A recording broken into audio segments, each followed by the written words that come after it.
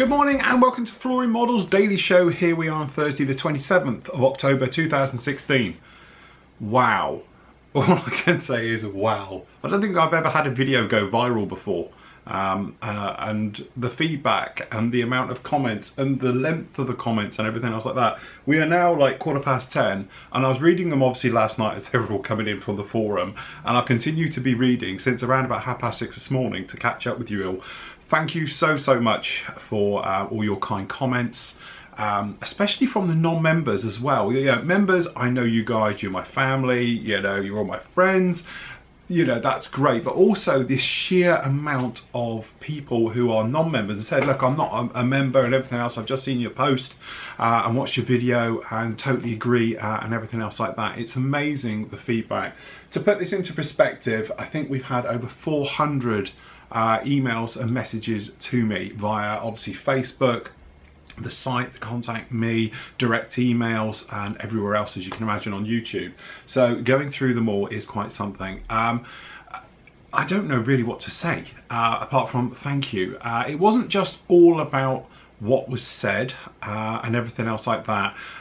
It was just all about the entire negativity in the hobby. That was what was annoying me the most and getting right up my goat.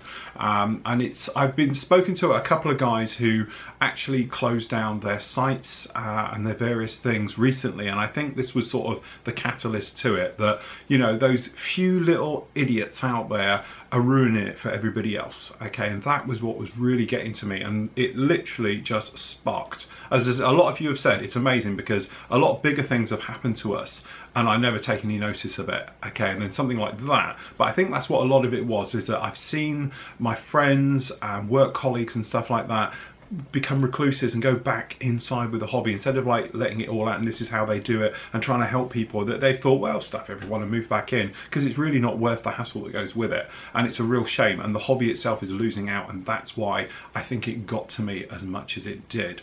First of all, I want to say, obviously the UK Gunpla Facebook, I didn't mention you directly, but obviously a lot of people know it's you and everything else. Obviously, when I said you're idiots, I didn't mean all of you. I just meant your keyboard warriors that you've got there. They're idiots. Obviously, speaking to a lot of you, and also a big thank you to the Japanese people who are Gunpla pros, so to speak, and there's a couple of them that one of them's asked me not even to mention his name, but apparently I must forgive, I am no means an expert on anything to do with it, and I don't know, but apparently he is one of the top builders in Japan and he competes on a national level and everything else like that, and he sent me a lovely message about it, how he paints on sprues. And things like that. He didn't want me to mention his name for obviously various reasons and things like that, but he sent me a lovely long email saying about that, you know, it's great that I'm bringing awareness, especially in the West, to it, and all things like that, and he paints on the sprues and not to take any notice and all the rest of it. But I think a lot of it was sort of just born out of, you know, a couple of idiots, and they're sort of ruining it for everybody else. And as I said, when I mentioned about idiots on their site, I didn't mean all of you, obviously, I just meant those idiots who were commenting and all the rest of it. But as I said, it's been a huge response and everything else like that. And yes, obviously I am going to come back to doing it.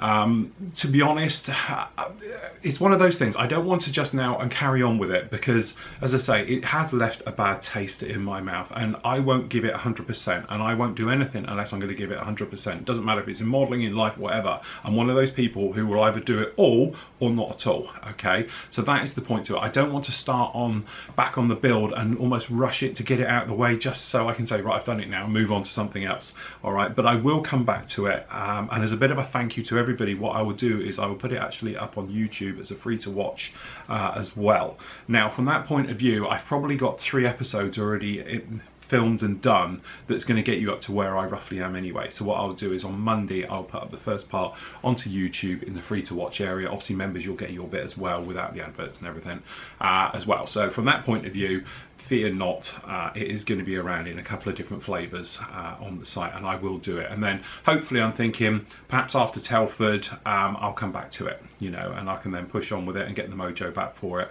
and all the rest of it and push through. So don't think that's it, it's gone forever. It's just that I don't want to be in that situation where I'm always just trying to get it out of the way, if that makes sense, just to finish it off, just to keep everybody happy. I want to do it because I enjoy it, and I want to move through it just like that. So fear not, everybody, it will return. But you know, just the way that you guys have been talking and everything in the forum and everything else. I think we had 200 posts in that one forum, and I think we've got 120 on another post. We've got 2 posts threads running on the forum about it, and just literally the length of the actual what you guys were saying. These aren't just like one-liners, you know. We got what, 20 pages down in here, and it just goes on and on and on, and we love this, absolutely love that. That's brilliant. So yeah, from that point of view, thank you to everybody. Obviously I can't answer you all directly. I'll give you all a thumbs up down on there anyway, but hopefully this sort of draws a line under it. We want to move on now, and everything else like that. And if you are, you know, one of these people who I am talking directly to, you haters, just take a step back, have a look at yourselves. Really, you know, as a lot of you know, and since I've been doing the live shows and doing this type of thing as well, doing the vlogs, hopefully you're seeing the other human side of it, okay, and things like that. And again, with me it's difficult because it's a balance. It's a business, it's my life, as well as a hobby, and I know a lot of people who can't do that sort of work life balance thing. It's very difficult to get it right when it's something that's your hobby and it's your job as well. It's keeping them so it's still fun and stuff like that. But what I mean is, it's like, you know, you just need to sort of keep a nice even keel through it. And now I'm bringing you into this sort of area as well, sort of more of my private life and everything else. You are going to get the ranty side, quite frankly, every now and again, and it is like that thing about, you know, letting sleeping dogs lie, because if you poke me, I can be quite fiery. I am extremely outspoken, as most of the members will know anyway, but now obviously we're doing this, more and more people are sort of seeing the other side of it. It takes a lot to fire me up, but when you do, by God, look out. It is that type of thing. But hopefully now, as I said, we can draw a line under this, we can move on. Hopefully those people will crawl back under their rocks with their little keyboards and keep pecking away at people. And honestly, people, don't take any notice. It wasn't so much them having a go at me. As I said before, I've got broad shoulders and there's a lot worse has happened to me during doing this job than this. It was just that the way that so many friends and people and really good modelers are being put down by idiots. And you know, to be honest, I was speaking to a friend who closed down his site last year. He had a very small site, he didn't have many subscribers, he was on YouTube, he was showing it very similar to me and all the rest of it, and he was getting criticised all the time through. And I used to say to him, don't worry about it. For every one criticised, you've probably got 1,000 who love it, but they'll never tell you. And it is that thing, and sometimes it takes something like this to get the sort of love back, where everyone's sort of like, no, you are great, you are doing well. But it is that thing, if nobody's saying anything, everyone's really happy. And we've had this conversation, literally I've looked down this camera before and said this not less long ago, but it is that thing. Sometimes even I like to hear it, and it's great because I feel totally invigorated now. You know, you guys have, you know, it's boosted me up, and I think, right, solid, let's really push on with this, get going with it, and really just stick 2 fingers up to them, you know, at the end of the day. But if you are a modeler and you are trying to help other modelers, be it doing photo builds on forums, or you've got a YouTube channel or a Facebook page and all the rest of it, honestly, just do yourself a favor and block these people. That's what you want to do. Block them on your Facebook, block them on your site, block them on your YouTube, and then that way they just can't get to you. And pretty soon they're going to pick up the hint that every time you open your gob, you're just going to get blocked. Just don't put up with them. Just block them and move simply on. Because for every idiot out there, all the ones who don't say it, all your views, all your likes and everything else, who don't actually say anything, love what you're doing. Trust me, if you're doing it wrong, they will let you know. Okay, so just take that as a little bit of a pat on the back, that if you don't hear anything, you're doing everything perfectly well, because you only hear it when it's bad. So if you have got a YouTube page, a Facebook page, a group, whatever it is, just keep doing what you're doing. You're doing a really good job at the end of the day, and you're bringing what I think everyone should do, and that is everyone together in the hobby to share ideas and everything else like that. The internet is very, very young.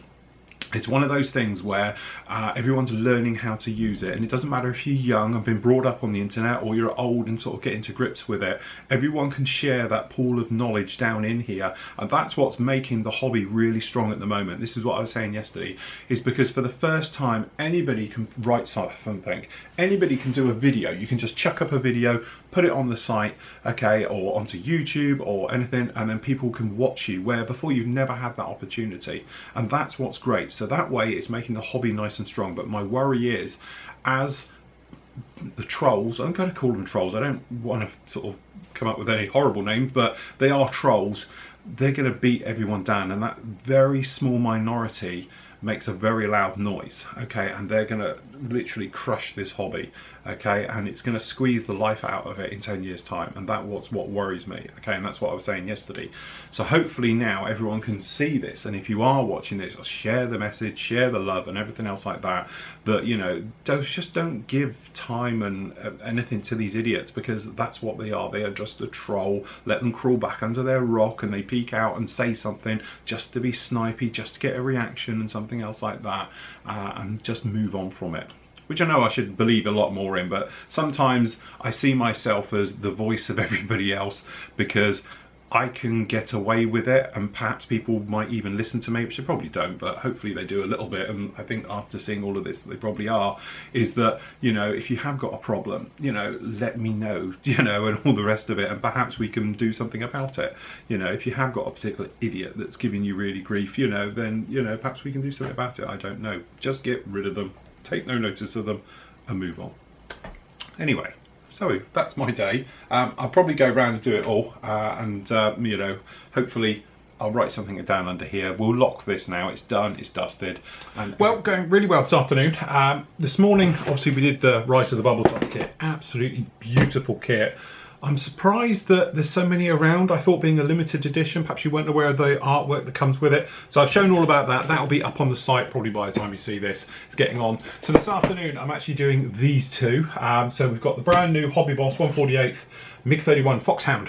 And we're going to be putting it up against our favourite so far. I haven't looked at this one yet. But this is the actual AMK kit, which, to be honest, it was nice to see again. The AMK, when we reviewed this one, some of the first they've done, slip moulding, the way that that front end is done and everything else is absolutely beautiful. So I'm actually quite excited to look in this box because, as I say, I know a lot of you know, but if you don't, I never look in a box until I do the review. I sit here and do it. I don't look at any ones else on YouTube or in magazines or in the press or anything else. I even tend to avoid, you know, those little flyer sheets you get with Hobby Boss that says what's going to be in the kit and stuff like that. I don't even look at it like that because I like to be in that situation where we have it open, which some days isn't easy because I have you guys around here and everything else, and you'll go, oh, can I have a look in the box? And I have to deliberately look the other way and not look in there because you guys want to look in, but I love to see it fresh. So literally when I open up that box lid, that's the first time I see it, and I have nobody else's opinions, because in the past you see another review or something else online, or you read an article and it's very easy to influence you. So perhaps if you've seen somebody else's review, immediately you're in there and you can then sort of think, well, they said so, it must be right, and there's something they pointed out, so I must point it out as well. I only point out exactly what I see from my point of view, which is interesting because sometimes I go back and I look at other people's reviews and they might point out something really interesting I missed completely. So some ways I think you lose out, but in my personal point of view, I think you gain more by my reviews because it is purely what I see in front of me instead of what I've been told, read, or something else. And that's probably why I don't have that thing about, you know, get the calipers out and say, oh, well, this one I think you'll find, and get the scale drawings out. Really, as you know, I don't worry about that. I just worry about what it looks like, and I look for those blinding, obvious problems, i.e. big sink marks, flash that is going to be troublesome. I don't mind flash if it's not a problem, but if it's actually going to be something where it's going to interfere, and perhaps you don't spot it, I like to point those out. And then obviously things like generally mismolds, bad kits, something else like that. So sometimes when I review a really good kit, it's very straightforward and almost we're just looking through the spruce. And to be honest, that is a classic example. With this particular guy here, it's a straightforward review because at the end of the day, the parts are pretty much all there. They are a company you can sort of trust, even when they're reboxing Academy kits and Hasegawa and stuff like that. They tend to be pretty good kits. They're not just getting some dog of a kit somewhere and reboxing it and all the rest of it. They do tend to be okay. But sometimes, like when I'm reviewing things like Kitty Hawk, the companies where sometimes are off, I'm looking for those areas where are going to be troublesome. I'm going to give us, you know, problems in your build and everything else like that. And if it's something blindingly bad, then obviously I'll tell you all about it. This particular one there's going to be slightly different because obviously we've got this kit here, which is, to be honest, brand new. It only came out last week. And we've got this guy, which has been out for a while now. And I've seen some absolutely stunning builds by you guys have done it online and on the forum and just generally around. And it looks to be fantastic. And I must admit, I'm really excited about doing this particular kit. But it depends, this one might be better, don't know yet. It's going to take a lot of work to beat this one. So what I'm trying to do these days is to be able to show you, obviously, 2 independent reviews of each model. So obviously you've already seen this one. I'm going to do this one before we get them out. And then what I'm going to do is I will lay them both parts down side by side and we can look at them.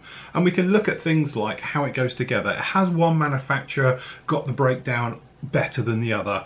Has one manufacturer blatantly copied the other one? So is this literally going to be, you know, let's face it, Hobby Boss has got a habit of doing it in the past, of taking somebody else's and then they redo it again afterwards. Sometimes they're better, sometimes it's a blatant copy, things like that. So it'd be interesting to actually put the 2 kits side by side just to see the detail side by side, and then you guys can have a complete impartial look and decide for yourselves that actually looking at that wing, that looks a lot better, or perhaps from a build point of view it's going to be easier to build the Hobby Boss one than it is over the AMK, and so forth and so on. And this is something I want to develop obviously from now on, but next year especially. So we've got other kits like behind me. I'm not even going to look at the Tamiya one because everyone's done it to death anyway, and still haven't seen anyone else's review.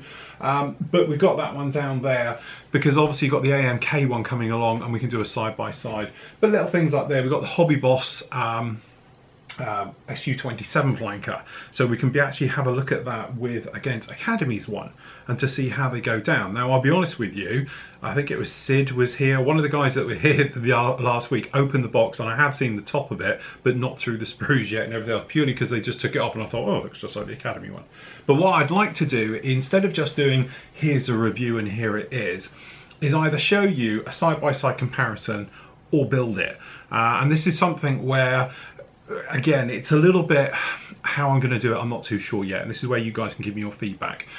What I would love to do is to do a situation where if it was something like this, for example, it's not too much of a worry. It's only going to be a day's work to chuck this thing together if we're not going to worry about fillers and all the rest of it. But what I would like to do is to perhaps put it together without using any complicated tools, fillers and glue. So i.e. when I put it together, you can see it as it's just built. So then that way we can highlight some of the areas where perhaps we're going to have issues and you're going to need to take a bit of time out. Which technically means it's a useless kit because we're going to throw it away and it's a waste of money. But what it will enable me to do is perhaps go back and take care of some little areas. But what I'm thinking is, we've all seen those sort of, you know, CAD work and all the rest of it, and they look fantastic. What if you used to just physically put it together and perhaps put it in grey primer?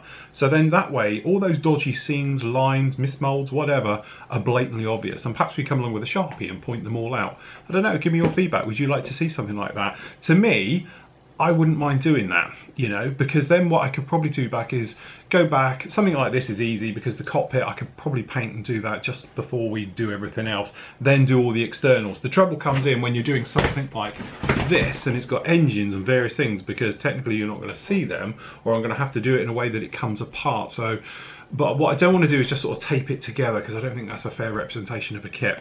So it needs to be glued together, but it's just a way that I can actually perhaps go back and redo it.